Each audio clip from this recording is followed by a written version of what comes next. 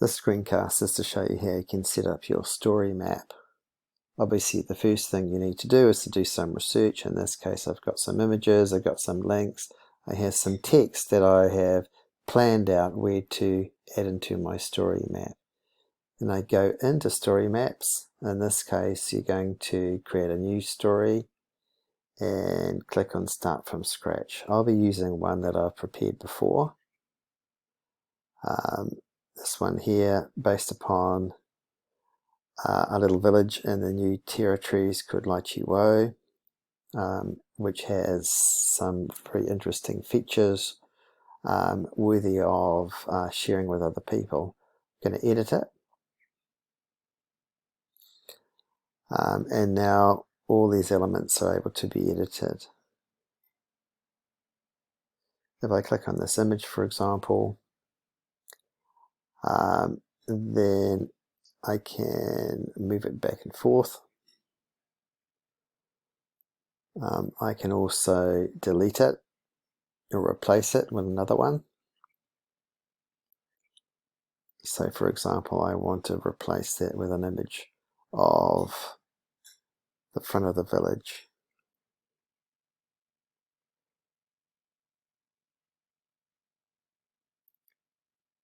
Okay, happy with that. There's some links in here which can be created. I'll show you how to do that in a moment. Then I've added some text. I'll show you how to do that in a moment. And then we have some maps. This here is a title. And when you add some title text, then it creates the link at the top. Okay, if we go down to this next one here, you can see there's another title and there's a map that's been created down here. We're going to edit that map. Okay, so if the way to do that is to click on that map. It's got some text boxes created by an annotation option. It's got some locations here, 1 and 2, which are created by clicking on numbered point. Okay, let's see if we can add something into this map. There's not a lot of room, so what we're going to do is to think about maybe putting something down here. I'm going to add a point down here. It's going to be number 3. And in fact, what we'll do is to do that one there, and it's the mouth of the river. Okay, and then here we're going to add an annotation. We'll put it down here. Okay, we're going to go back into our resource here, and we're going to find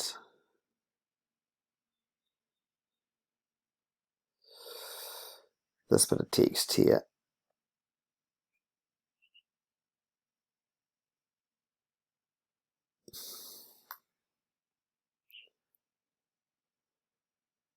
Copy and paste it into that space. And now what we're able to do is to move that around. Use the tags to do that. And we're going to put it down here. A lot of room, but we can do it. Okay. Now, this box down the bottom here has a label that we can allow to take us to a location point like that. Okay. On the left hand side you have a legend, and those can be edited. It has all the features there. So here what we want to do is to say I'm going to call this abandoned farmland.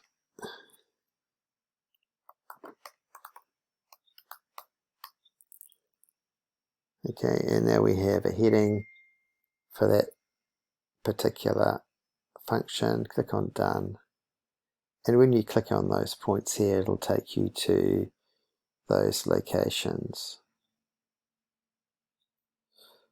Okay, abandoned farmland, and this one here is accessible by ferry. If we wanted to, we could add in an image for some of those things, some of those keys in the legend. So here I can go into my image and I want to take a picture of what the landing site looks like. Now I have an image that goes with that. Okay, if I wanted to add an image for number 1, traditional settlement, then I can add an image from the ones that I've prepared. So maybe I'm going to take my abandoned house one that I really like and stick that in there, and so on. Done. So you can see we're building up some located descriptions for our map as we do that. Now let's say that we don't like the background map, it's actually not telling us enough. Then we can change the background map. It's called a base map. By clicking on the cog at the top, you can see there's a configuration here that we can look at. If we wanted to show our legend in the map, it'll turn it on and off. But the base map down here can be changed. I'm going to choose this one here called imagery, which is like an aerial photograph. And I think that's more useful to us. When we're done, we can click on done. And now we have a changing landscapes map with a caption to be added or not added down the bottom. We have a 3D map. We have a bit of text that we can put in there. And if I wanted to add another map, then I would just click on plus and put a heading here. So it might be called returning villages. Okay. Actually, what we would do is we would change the text type to a heading.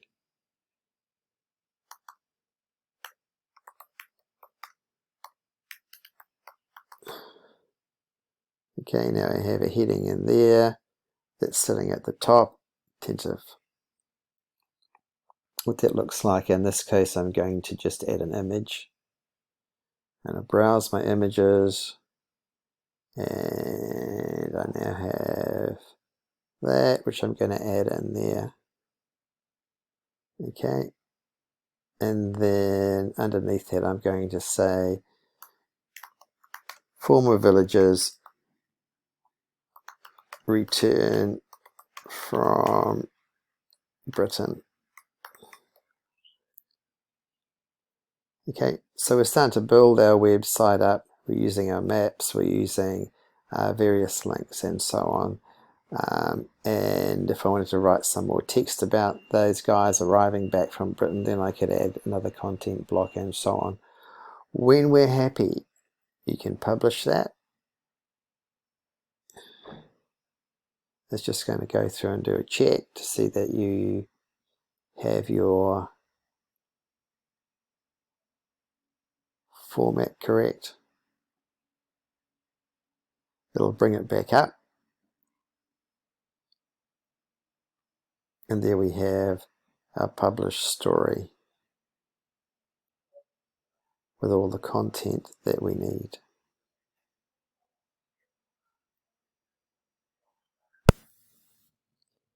In edit mode, you can preview what your story looks like on a number of devices. So for example, if you click on preview here, this is our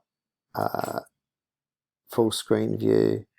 This is a desktop, this is a tablet or an iPad, and here you have a phone device, either in portrait or landscape mode. And then you can check to see that everything comes together. There's some further options up here, sharing settings. So you can look at who can access what you're doing. What we would like you to do is to move to my organization, so those are people in CIS. We don't want this to be private to you or open to the public.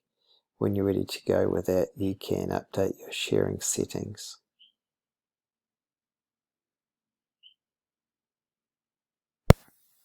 The rule is that if you have all the content in place at that point, you can start to play around with the design, but you can get lost in preparing how this thing looks like as opposed to putting information onto it. So design last of all. You have some ways of being able to change the way that the information is being presented. So have a look at that last of all, and then you're done. Thanks a lot.